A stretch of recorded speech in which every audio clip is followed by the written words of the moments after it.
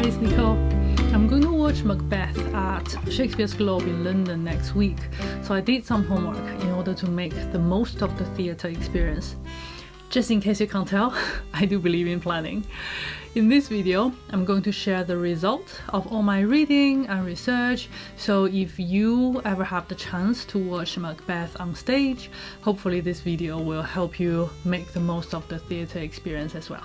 I'm going to tell you roughly what Macbeth is about without spoiling too much, the structure of the play so you can follow the storyline as the show goes on. Something I noticed this time round reading Macbeth in terms of the characters, so you can pay special attention to them while watching.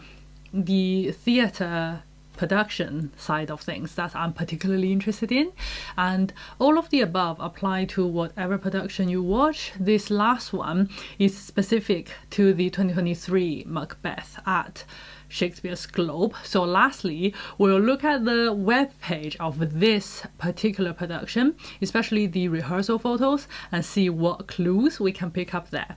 I love doing this kind of research. It's like playing detectives.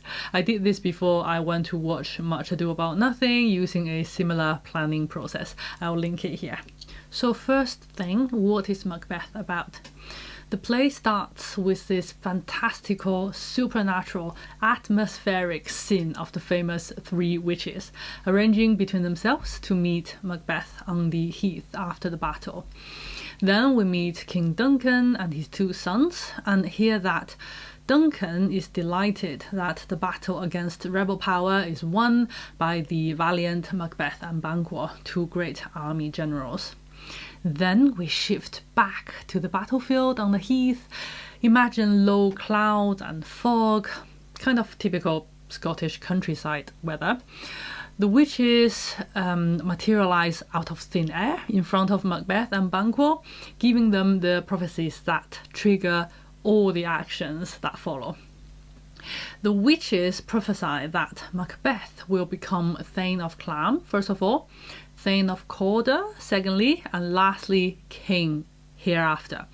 Then they prophesy to Banquo that thou shalt get king, though thou be none, meaning you yourself will not be king, but your children will become kings in future generations.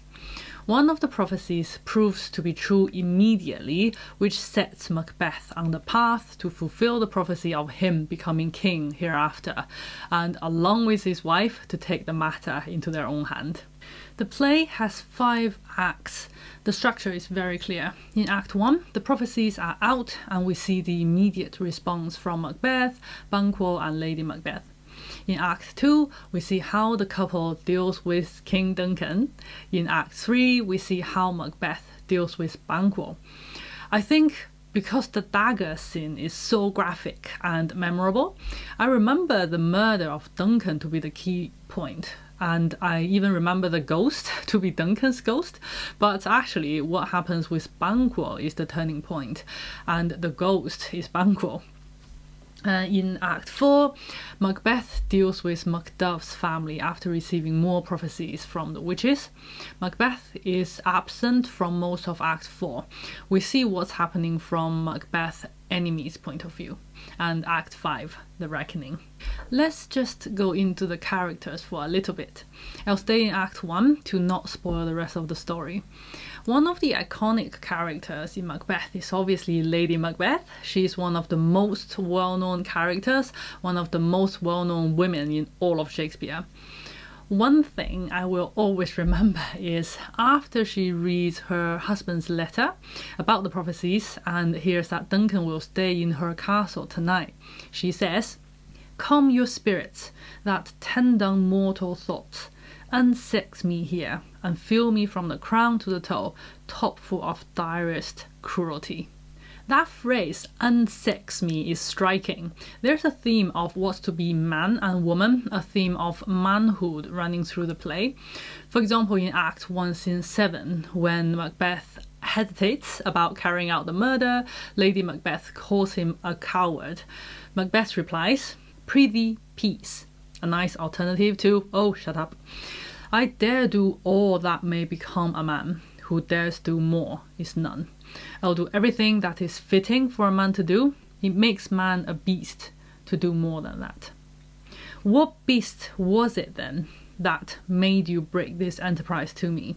When you durst do it, then you were a man, and to be more than what you were, you would be so much more the man. She persuades him into murder in a single speech, not even a very long speech, by questioning his manliness.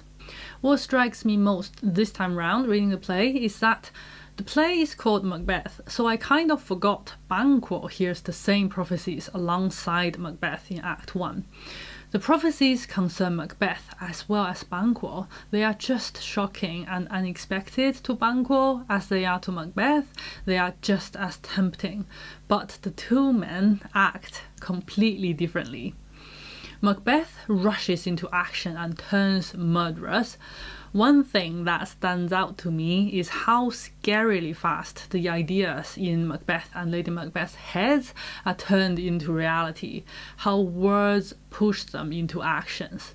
When the prophecy about Thane of Cawdor becomes true, Macbeth immediately says to himself, "Clam and the Thane of Cawdor, the greatest is behind," as in the greatest prophecy is the last one and has yet to come true.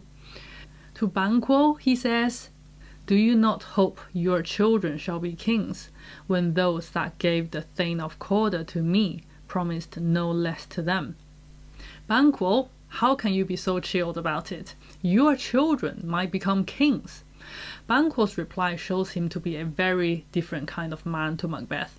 They both hear the prophecies, while Macbeth eagerly muses on the sudden and glorious possibility of kingship. Banquo stays sober and suspicious about the messengers as well as the message. "That trusted home might yet enkindle you unto the crown, besides the Thane of Cawdor. But 'tis strange, and oftentimes to win us to our harm, the instruments of darkness tell us truth, win us with honest trifles, to betray us in deepest consequence." The first two prophecies have become true, and this might fire you on to strive for the crown. But this is a bit strange. Often, to bring about our damnation, the agents of evil tell us simple truth to make us trust them. Then they can deceive us in important matters. But Macbeth has gone past the stage of hearing good reason and onto how he can achieve the promised future. "My thought is smothered in surmise, and nothing is but what is not." His head is filled with all the possibilities and fancies. Nothing matters now except what is yet to come, meaning to become king. The next thing we know, he has shot an email to his lady wife. Lady Macbeth reacts in exactly the same way as her husband and worries he's not wicked enough to do the job. While Banquo takes things slow and doesn't tell anyone about the prophecies, especially not to his son. It's not like he hasn't heard or has dismissed the idea completely, but he chooses not to act upon the temptation and not to take the matters into his own hand. I wonder why the same prophecies work so differently on two men. Why does Banquo not conspire with Macbeth to kill Duncan and then murder Macbeth instead? I think it just shows that external factors only work on what's inside a person already. I always have a suspicion that Macbeth coveted the kingly position even before he heard the prophecies. Just look at his first reaction. After the third witch says, "O hail Macbeth, that shall be king hereafter," we see Macbeth's immediate reaction through Banquo's observation and description. It's Shakespeare's embedded stage direction. "Good sir, why do you start and seem to fear things that do sound so fair?" Macbeth flinches and is fearful. Why is that? It seems to me that the witches have spoken out loud what has always been hidden in his heart. His dark secret is out, and he fears what people will think. To wish oneself to be king when there's already a king on the throne is treason. Does Macbeth's tragedy start from the witches' prophecies? I think the witches give him a concrete excuse to act on his secret dark desire. he'll probably find another reason to rebel and take the throne, even without the witches. There are two occasions where Macbeth says to Banquo, let's talk about these witches next time we get together. If only Macbeth talked about it with sensible Banquo instead of his wife. If Macbeth had slowed down one moment and listened to Banquo over a drink, the story might have turned out completely different. But the opportunities never come, both men are ruined. Move on to the production side of things. First thing is always, which time period and geographic location will the play be set in?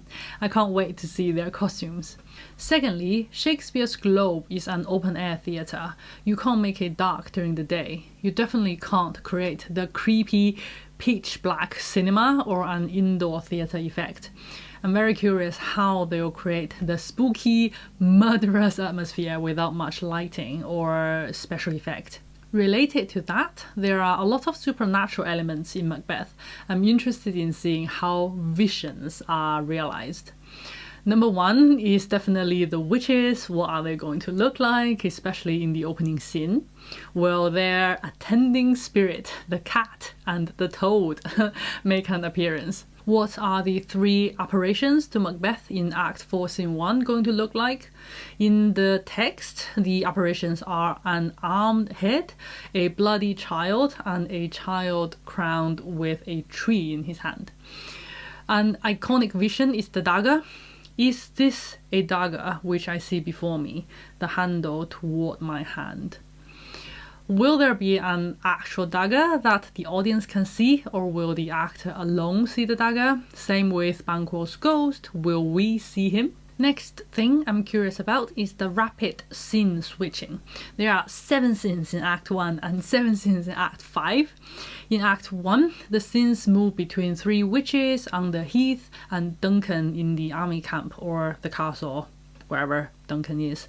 And in Act 5, the scenes switch back and forth between Macbeth in the castle and Malcolm and the army in the field. How is it going to look like? Will actors constantly move on and off stage? Because this is Shakespeare's Globe we are talking about, how will the actors make use of the ground space of the stage? There is a lot of physical fighting in Act 5. Depending on the setting, it could be done with any weapon or none at all.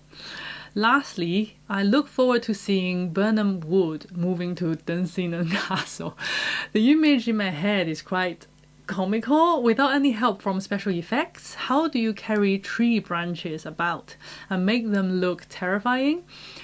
I think it's harder to achieve a tragedy in the Globe Theatre. Let's see what we can find out about this specific production I'm going to watch. This will be my first time watching Macbeth on stage. The show opens on 21st of July 2023 at Shakespeare's Globe in London. Let's look for some clues on the website. One couple's ruthless quest for power turns nature upside down as Shakespeare's bloody tragedy Macbeth consumes the Globe Theatre this summer. On his return from war, 3 strange men offer Macbeth the prospects of ultimate control. Interesting, so looks like we're going to have men playing the role of the witches. Desperate for a new future, he and his wife set out to make it a reality with devastating costs. Interesting, see in the content guidance, it says this production contains moments of violence, death, and references to child loss and suicide, so that's a trigger warning, I guess. So I wonder what's going to happen, how bloody the show is going to be. Is there going to be a lot of blood? Here's the trailer.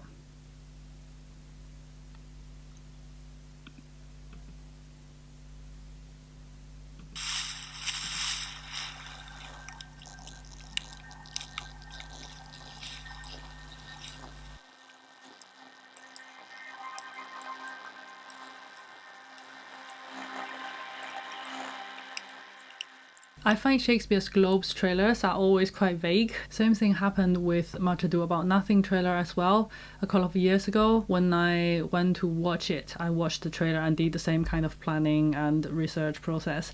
I'll link it. That trailer didn't give much clue about what the show was actually going to be about or how the show was going to look like. very much at all. The show itself was in the end amazing, wonderful, one of my favorite shows of all time. But the trailer didn't do a very good job to tell me that. So I don't know how accurate this trailer about Macbeth is going to tell us about the real show. The rehearsal photos, these are always the most exciting. So we can see this is our Macbeth. He looks way too nice and cheery to be Macbeth. This is the company of Macbeth, I guess all of the actors. I hope they are looking at his phone just to look at some reference photos or doing some research rather than actually in the show they are going to look at his phones together. I'm sure they are just looking at something on his phone. The lady on the right hand side, kind of half sitting down on the floor, that's the director. Oh, this is one of the witches. This is the director. Oh, look at the drawings behind her. I'm not sure if they are the drawings for the designs of the costume. They look marvelous. I can't quite see, you can't see very clearly what they are about, but the first one, the top left one, look like a massive gown. They look like costumes for period drama rather than contemporary settings, so I wonder if these are the costumes for this show. I wonder if the setting is going to be in history of some sort, not a contemporary setting. This is Banquo. This is Lady Macbeth, again looking too lovely and cheery to be Lady Macbeth. This is Malcolm. Macbeth again. Another witch. Macduff. Composer. If there's a composer, then I suspect there will be live music on stage, which is always very exciting. Another witch. All three witches are very blokish. We have three very blokish witches. Ross. Another army leader. This is Duncan. So King Duncan is going to be played by a woman. I wonder how would that change the dynamics between Duncan and Macbeth and everybody else, and the murder. I wonder if the fact that the king is played by a woman will make a difference to the overall effect. So this is one of the witches with text coach. Banquo with Malcolm. And we see the cast here. The full cast, everybody who will be on stage. One thing I noticed is how many young actors there are in this show. Look how many children there are, like proper children, not just young actors. That's really exciting. There are a lot of children in the play. Banquo's child, Macduff's children, who else? I've never seen a live show with a lot of children in it. Really looking forward to their performance. So again, the text coach really grabbed my attention, and I did some research. What is a text coach? And I found this interview on the Guardian website. So it's an interview with Giles Block. I don't know who he is, but he wrote something really beautiful about what his job is. What does a text coach do? I'll read it out for you. He said, if I had to describe what I do in a sentence, I would say that I listen to how the actors are delivering Shakespeare's words.